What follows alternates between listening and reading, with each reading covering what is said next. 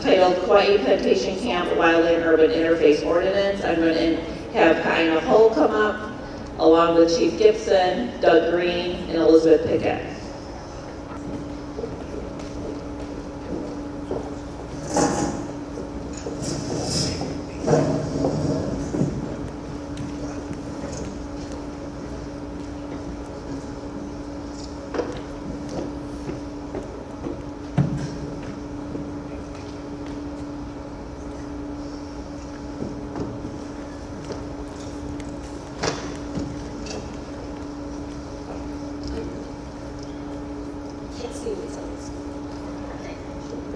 Well,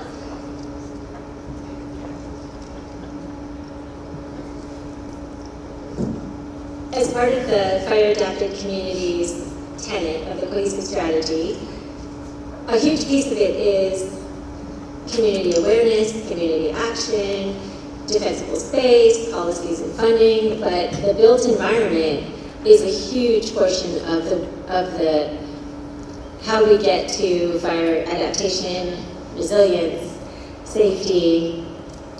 And this was this kind of stumper because we've never worked in that space. And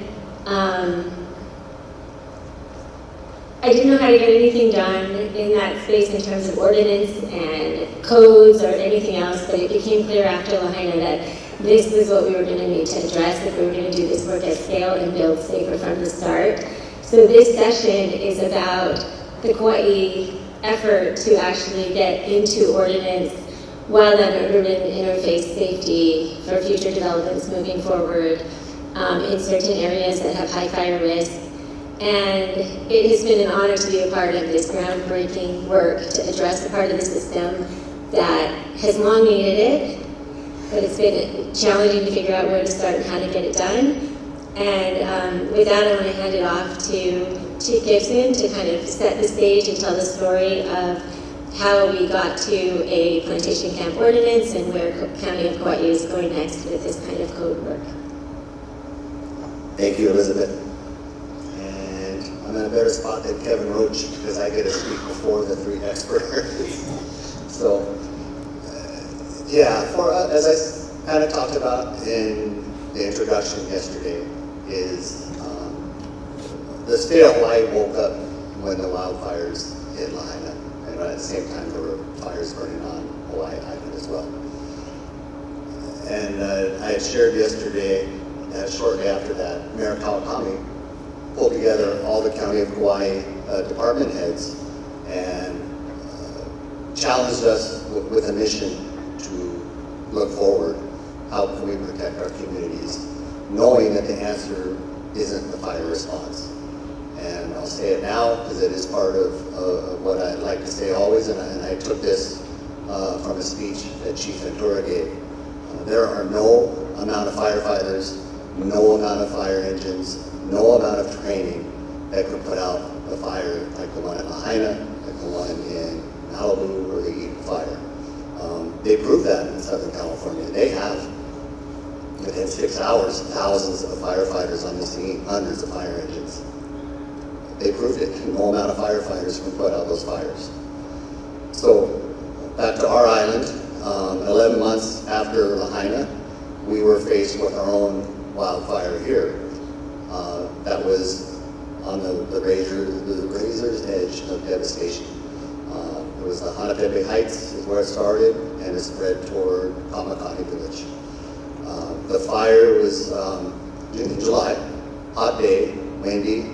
The fire broke out about 1 p.m., so the winds were increasing that day. They were, at the time, 15 to 20 miles sustained with some higher wind gusts. Our crews initially protected Hanapepe Heights, kind of reduced the threat to those homes, but the fire was moving toward Kamakani. Within minutes, if not the first minute, we were contacted through dispatch, which is always helpful to us. The large landowners nearby, which I believe was Ian Robinson, had already dispatched their personnel with water tenders, lots of crew, and heavy equipment to help manage fire lines and help extinguish the fire. We had assistance from the state, ARF, airport. We ultimately had assistance from PMRF. We also had assistance from Public Works and DOFA DLNR. So as the fire progressed, I was part of staff in KEMA, our Emergency Management Center, and with the information we had coming in, reports from the radio, drone footage from KPD, as well as reports from our pilots, the fire was moving toward Kaua'i. And we pull up the satellite map image, and with the trajectory and just learning from other fires that we have seen nationally, I know this doesn't sound right, but I would have been happy if we would have only lost 10 or 20 homes to save the 50 that were next closest. And if we had to lose 50, we could save 200. And as the fire progressed, we eventually had 70 helicopters in the air here on Kaua'i. And for us, that's a lot. Kaua'i Fire Department, I'm not sure what I'm You have so much time. Our fire department owns one helicopter. It's a single engine helicopter, which means it has a limited weight carrying capacity. We can carry about 600 pounds. And if you translate that to water, it's about 70 or 80 gallons of water is how much we could drop on a fire at any one time. For many years, we've been requesting a twin-engine helicopter from our administration. Wildfire response was only part of the necessity for that. The other necessity was we do a lot of rescues, call out. We launch out of WUI airport, so we spend a lot of gas, air gas traveling to the area. If we take out a patient, which we can only take one or two at a time depending on the weight, we have to leave our rescuers there and go back for them. We have to refuel sometimes. Sometimes darkness comes, we cannot go back. Our rescuers have to stay the night. I'm getting off the subject of wildfire, but I'll bring it back. We needed a twin-engine helicopter so we could stay in the air longer, so we could protect, bring more people back from the trail, bring our own people back, and have equipment ready for the next response. We're getting a twin-engine helicopter. It'll be here in a couple of years. But that day, we had 70 gallons at a time. We had a second single-engine helicopter with another 70 gallons at a time. We had private contractors. Jeff Harder put a helicopter in the air. PMRF put 2 helicopters in the air, which can carry a lot more water. And in that same week, there was another incident on the island. So Hawaii National Guard had already pre-authorized their helicopters to support us as well. This is how we got to static. But in addition to the fight from the air, we had all the KFD manpower on the ground. We had recalls coming in. Knowing our one way in, one way out across the island, traffic was backed up.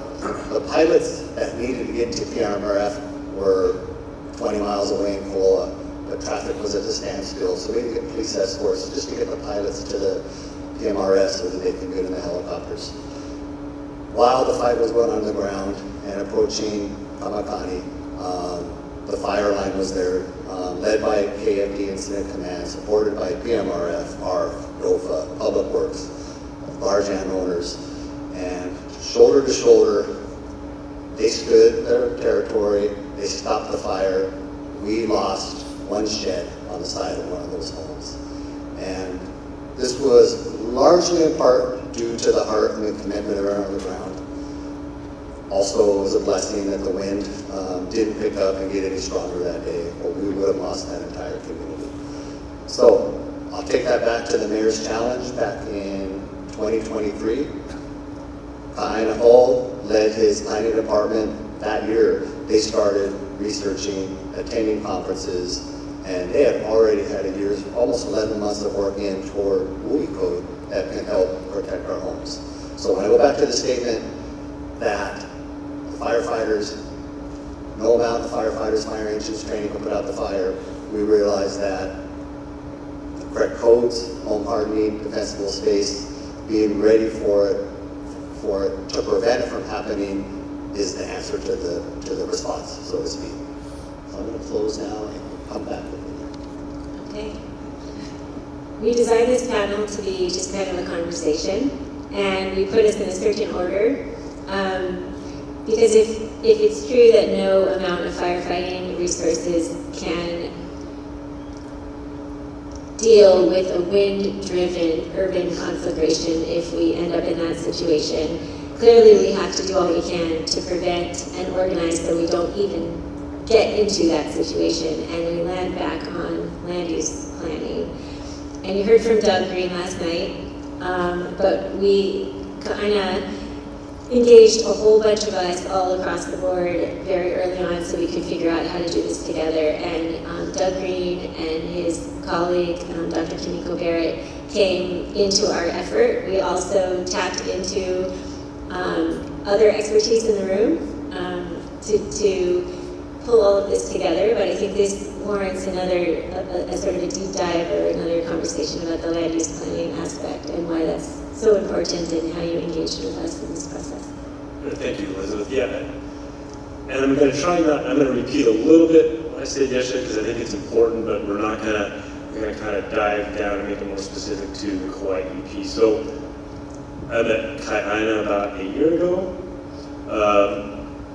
at a WUI conference, the National WUI conference that was in Kansas City. I met him before that, but he pulled me aside and said, dude, there's only you can say, I'm going to write a WUI code for the Plantation in Kaua'i, and I'm going to sit down tonight for 6 hours and bust this thing out.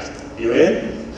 Well, yeah, I guess. I mean, I've worked with a lot of communities around the country for a lot of years, and it is a slow roll usually. I mean, it is years and years to get anything done, and then sometimes you go back a step or half a step forward.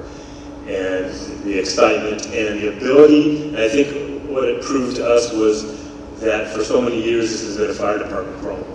You know, and over the last decade, 15 years, we're understanding that it's not a fire department problem. It is not only with Firewise, it's everybody's problem. When it comes to governments and staff, it is every department's problem. And every department has a role in this. And when I see a planning department, again, planners are true to my heart, if I see a planning department taking control of this, I understand the importance of that. We were all in to support what they were doing here. And I think we need to remember that when planning department, risk is baked into land use decisions. When a land use decision is made, when a development is started, that risk is baked in for decades. Like I said yesterday, what we put on the ground is going to be there. And so land use planners, staff at the county level, at the state level, leadership has the ability to change that risk before that development has happened, before it's baked into there. Because it is hard to change, it's expensive to change, it is culturally difficult to change once that development, once that building is built there. And so that's why we try to do it early. And again, land use planning has that ability with support from a lot of other places and from above to decide where we build, how we're going to build, how we're going to lay that out, what we're going to build with, how we're going to connect those structures within there, and what we're going to allow to accumulate in those. And that all is that risk that we talked about, right? And that risk, what we allow early on, the fire that ends up happening out of that ignition is dependent about what we allow early on. And I said this again last night, but a fire is an ignition, and it can go one or two ways. It can be a manageable incident, if we design things right, or if we get lucky, and we don't have winds, or there's a lot of luck involved, I'm not going to lie, but it can be a manageable incident, or it can be a community disaster, depending on how that risk was designed early on. And sometimes those are years, decades before that fire even starts. And then the fire department has to respond to that. They're the one who have to deal with what risk was laid down on the ground years before, right? And so planning departments and city, county staff, state leadership all have a role in developing, and again, I'm going to say this again like I did last night a number of times, every decision needs to be looked at, is this increasing risk or decreasing risk to our community? Again, every decision needs to be, are we increasing our wildfire risk by building it this way, or with this material, or in this location, or with this width of street, or are we decreasing that risk? Is this an interruption point or an ignition point? All right, and I think the uncomfortable truth is that we can no longer assume that wildfire and what happens after wildfire is somebody else's problem after we make these land use decisions. That we can no longer look at wildfire risk maps as a vegetation-only risk and not take structures into account. We can no longer approve conditional uses, variances, temporary uses without taking into account the wildfire risk. Everything needs to be part of that wildfire risk. We can no longer assume that because it's green, it's safe, and the only risk is brown grass, right? That we can't make our decisions assuming that fire response and emergency response is going to be there to cover our asses after that. That our decision is what we do, they can handle this because they can do their best and they can do everything they can, but in this day and age, with climate change, with everything that's going on, they can't. And we need to make sure that it's safe for our community and it's safe for the firefighters that are going into there to do that.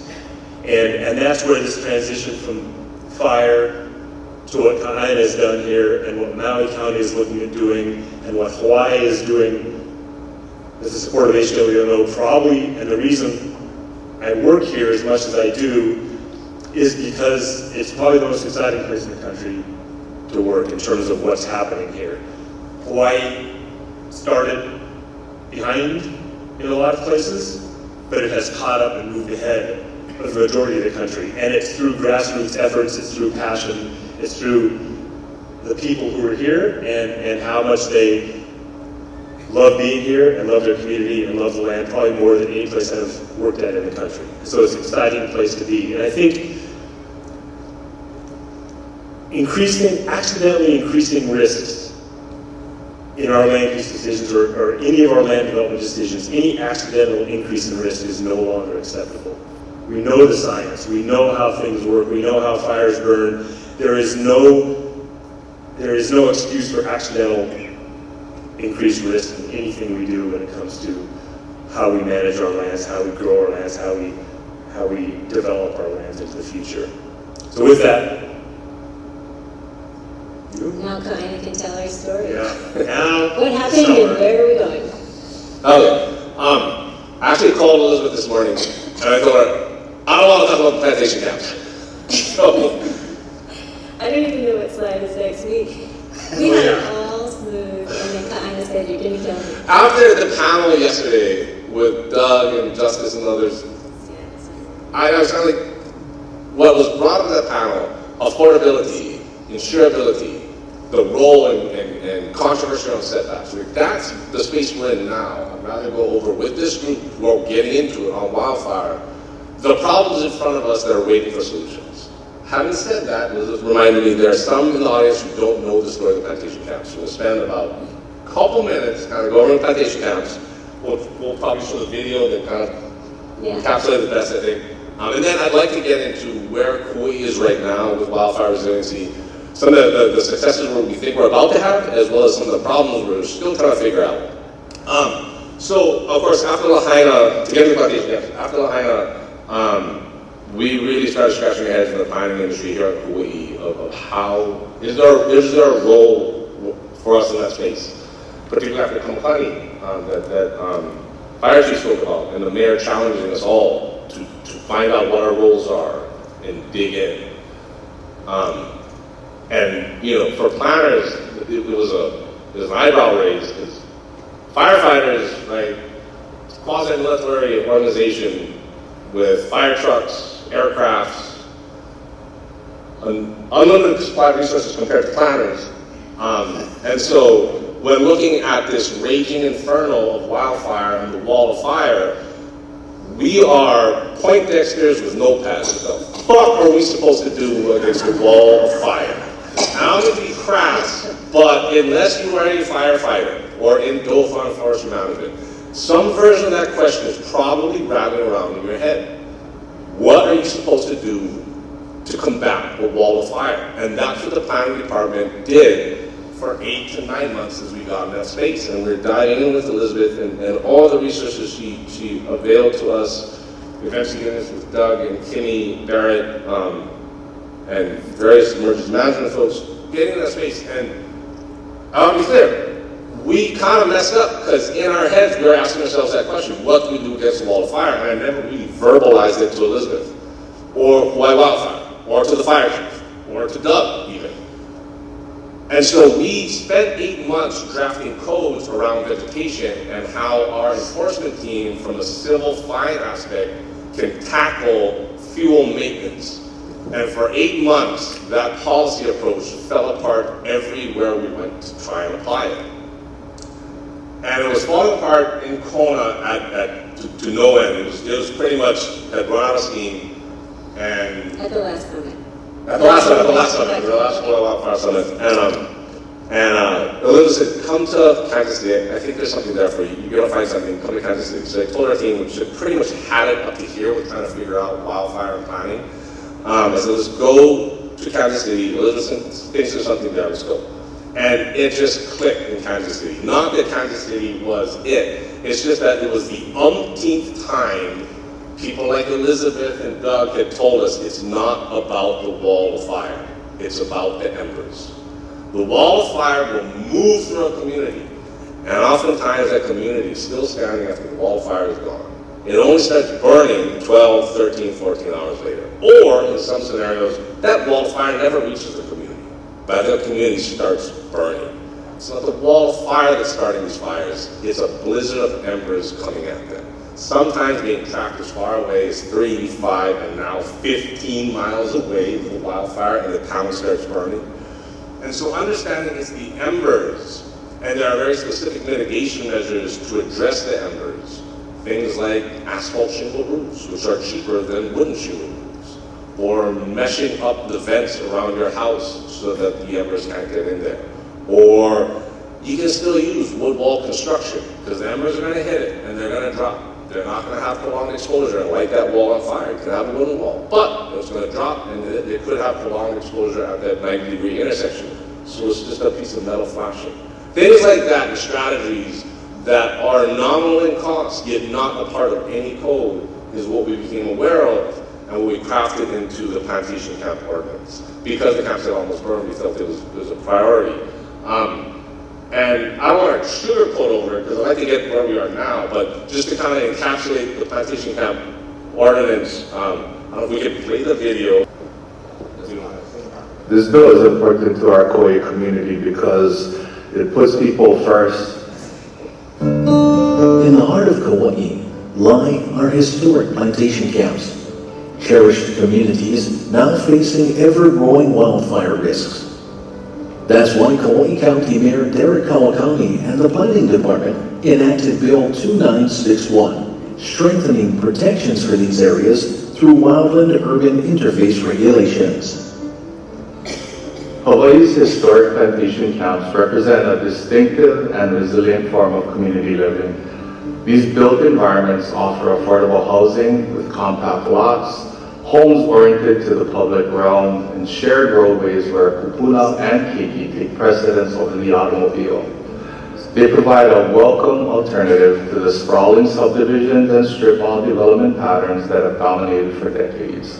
So for a lot of years, we have known that codes and standards were a very important tool for addressing wildfire preparedness and risk that we're facing.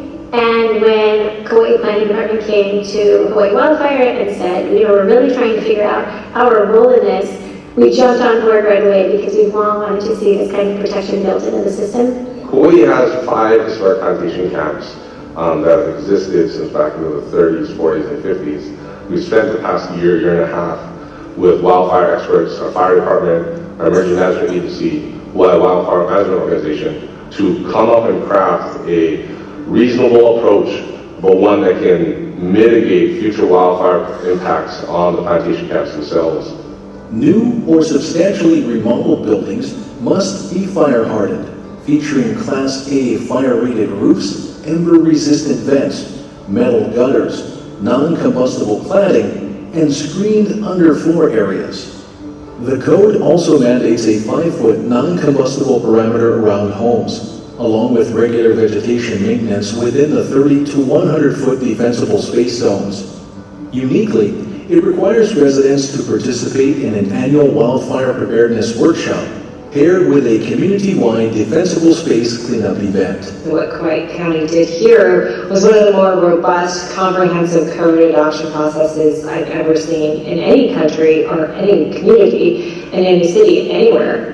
These wildfire regulations, from a cost-benefit analysis, looking at some of the costs out from a home hardening standpoint, are extremely nominal when compared to the overall construction cost of a home. The main point really was that when we compared the cost of materials for hardening the building, making it more ignition or ember resistant, we found that there was just about $2,700 per home add. So if you do the math, that ends up with like a 0.7% increase in material costs compared to standard. We have seen firsthand as a community and Hanatete Kaua'i fires, and in the state, the Lahaina fires in Maui. And what caused everything advanced of the flames to burn has been the embers being carried by the wind. In a high wind fire event or a wind-driven fire where a residential area is impacted, there are no amount of fire engines, firefighters, or firefighter training that can ever prevent that town from burning.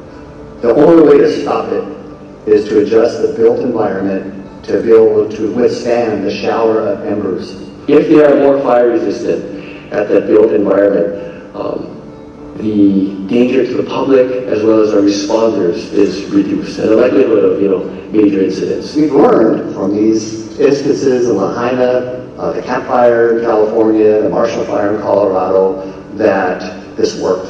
This does save property. It will save lives. Now is the time to start planning better for wildfires, knowing that they're going to come in the future and that communities can be better prepared before the next wildfire becomes a disaster. And it gives us a model to start thinking through how do we address risk and reduce hazards and build safe from the start in other areas that also have high risks. The planning department has collaborated with these communities through the use of form-based codes, enabling the reconstruction of camp homes and supporting their thoughtful expansion into adjacent areas. In doing so, we look to our past to help guide a more sustainable and equitable future. At the same time, we must remain mindful of the growing threats posed by a changing climate, rising seas, increased flooding, and more recently, the heightened risk of wildfire.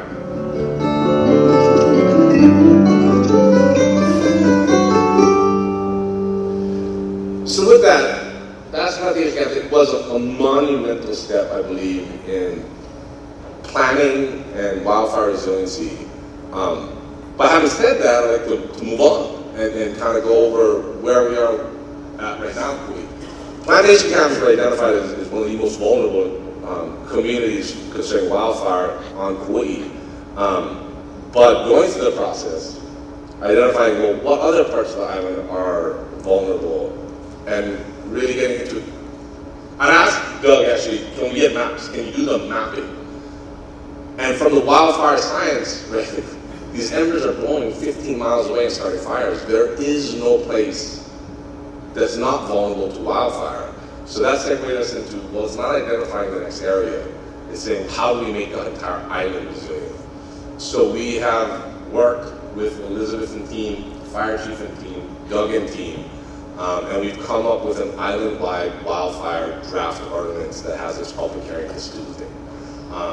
The home hardening aspect of that code is virtually identical to the Plantation Camp home hardening requirements. And then those requirements, and I know in the news they talk a lot about the miracle home in Lahaina.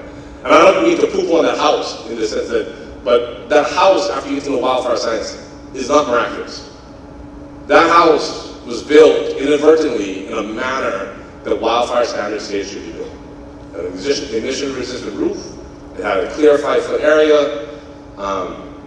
Those are embedded within our standards. And what's important, I don't know if you saw Max Del Trails with Unlimited Construction Company, they did those bid outs. The cost of construction materials was less than 0.7%. With labor, it came out to about 1.2%. The materials, about $2,700. With labor, came just under $4,000. So $4,000 on a $500,000 house is nominal in nature. So, when we approach this island-wide philosophy, understanding that home hardening was important, We threaded that in there. One thing that's come out, and this is an issue that still remains to be resolved, is, right, as we well know here in Hawaii, we have multi-hazards. Wildfire has become at the forefront, particularly after Lahaina. But we have hurricane, we have lava, we have flooding. One of the issues that's come up is one of the mitigation strategies for home hardening is putting fire mesh on elevated post-repair structures. Because those embers can get into the house, and whether or not there's debris or things stored in the house, that poses vulnerability that can start a flame and ignite the house. So putting this mesh screening, this 1/8 mesh screening around the house is mandatory. But when we ran that mesh screening by our floodplain manager, he pointed out that violates the flood ordinance. Because when you have a flood, the water's going to hit that mesh screening and move through it. But if there's debris, it's going to get trapped and it's going to push the water higher up, damage, if not outright displace the entire home. So you put that in your code, you're going to violate our flood ordinance for those homes subject to floodplain management.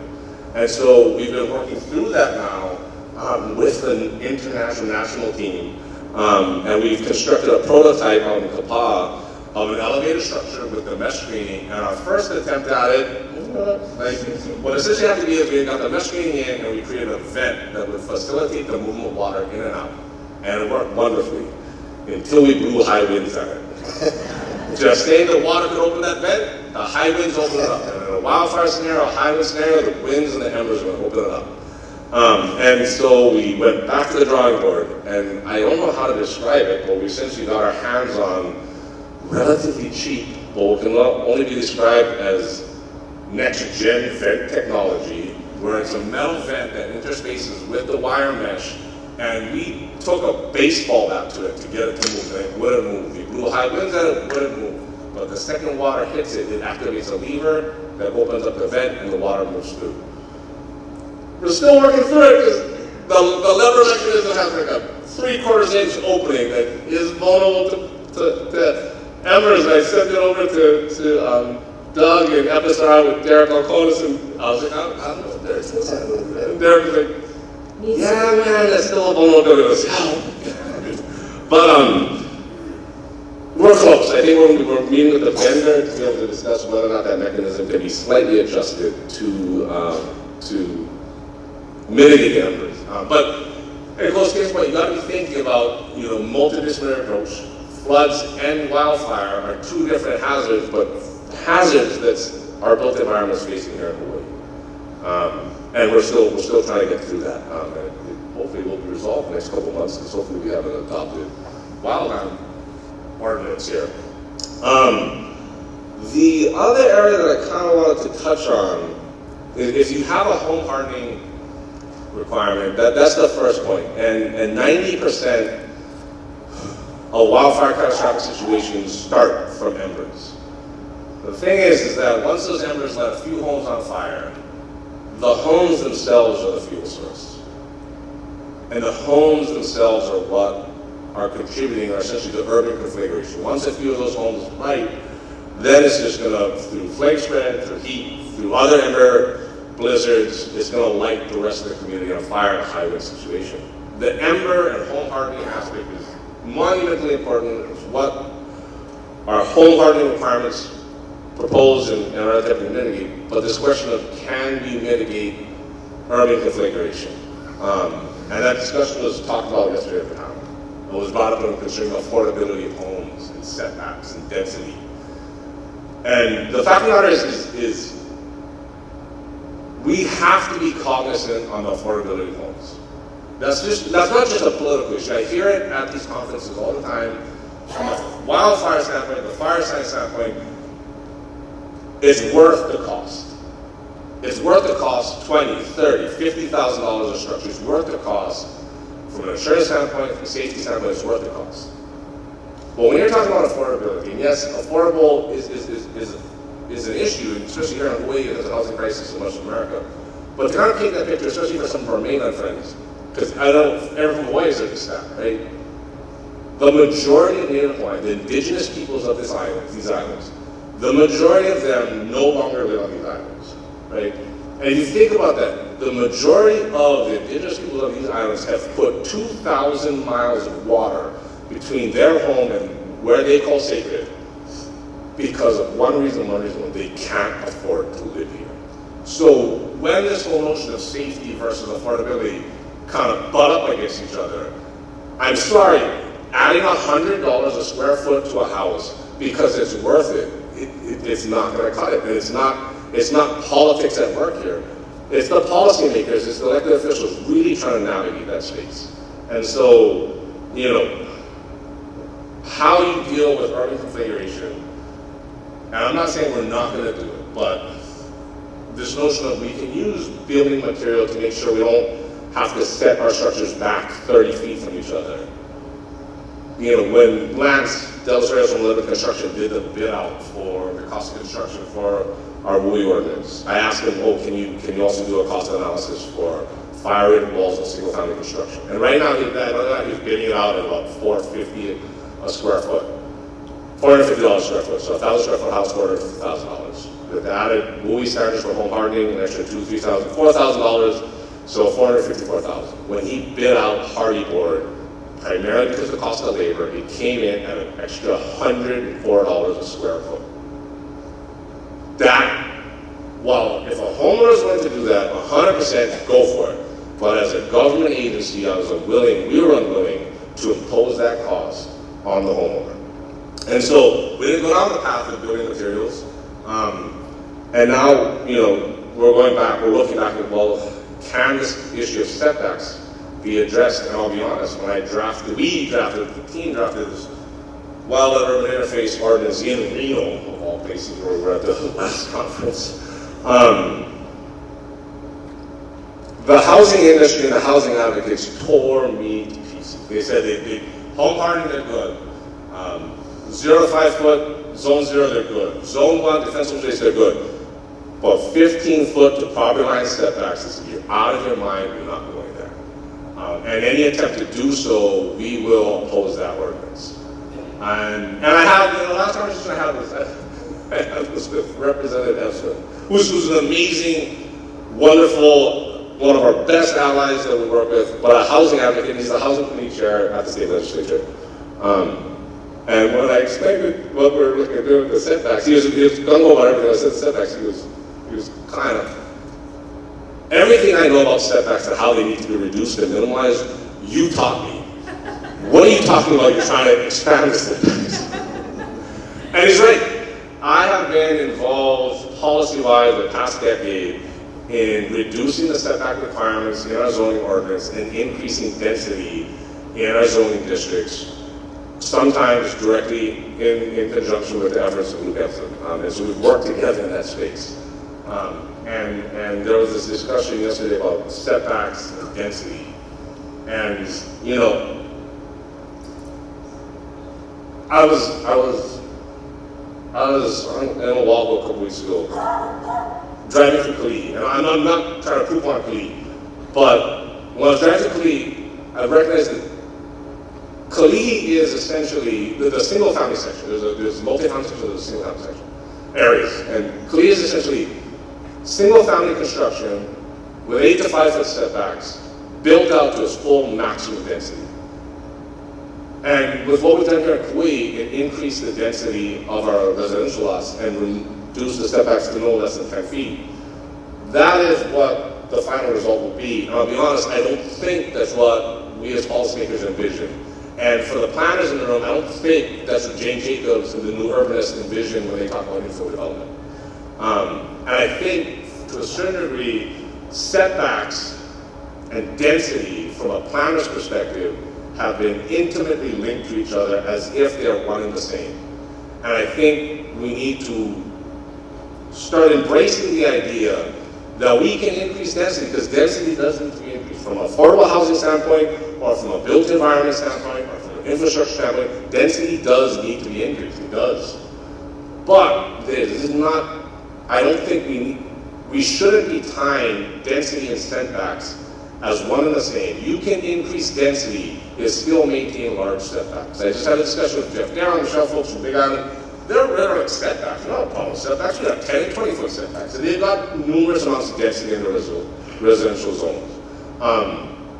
And so I've actually asked Opticos Design, some of you guys might be familiar with the kind of premier form-based code building type consulting firm over in Berkeley. I've asked them to take a scenario of 3,000 square foot lots, 6,000 square foot lots, and 10,000 square foot lots, and design homes with ARUs and guest houses in each of those scenarios, whereby the setbacks are 15 feet from the property line, therefore 30 feet to building, but also allowing shared wall construction, which you can do with zero lot if you're putting a duplex scenario, which is fine from a wildfire mitigation standpoint.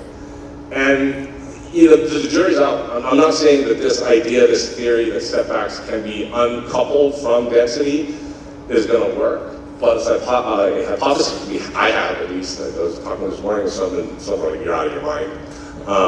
So we'll see, but I think in looking at, a systems approach of how we can pull as many levers as possible to still provide housing units that are necessary here while making them more resilient in the face of both wildfire and floods is incumbent upon all of us. So that's kind of where we are with Kaua'i.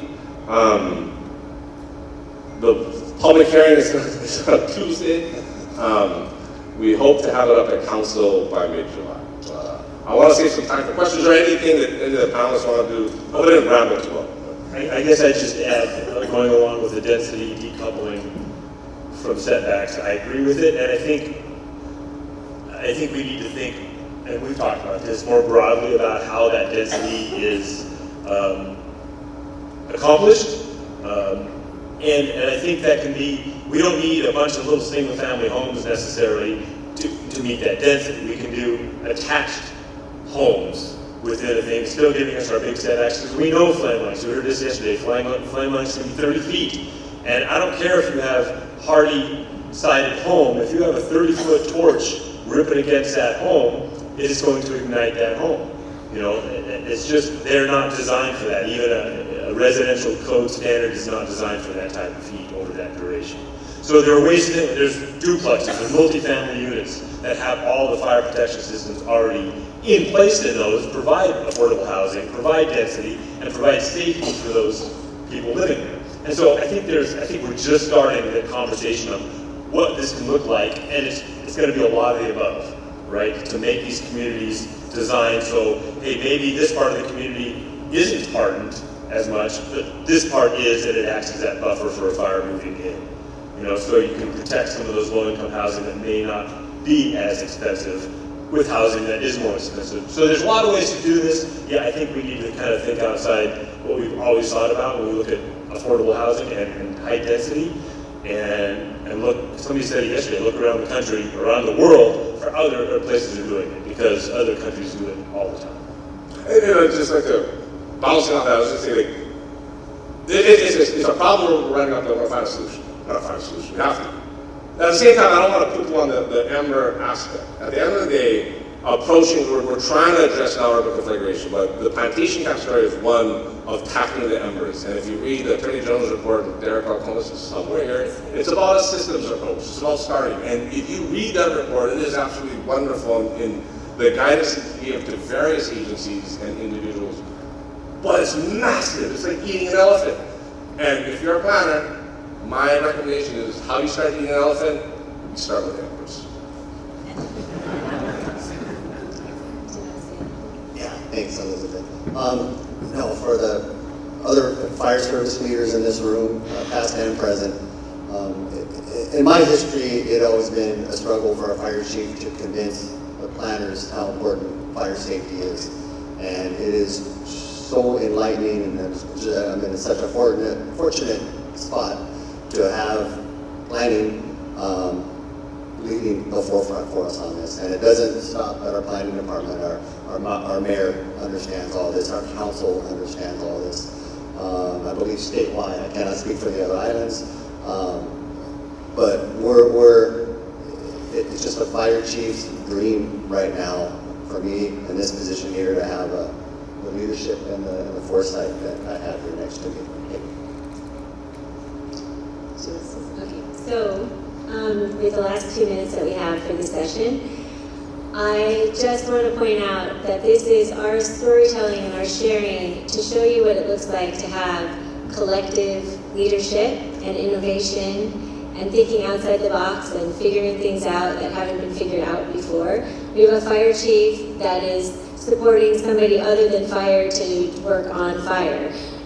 We have Doug talking about, well, what if we mismatch where the windows line up? What if we turn the house at an angle and make it not all lined up so it's not just like dominoes? What happens if we mitigate the outside of the subdivision in a way that then we have time to work on the existing housing stock? What are these other kinds of ways we can think about things?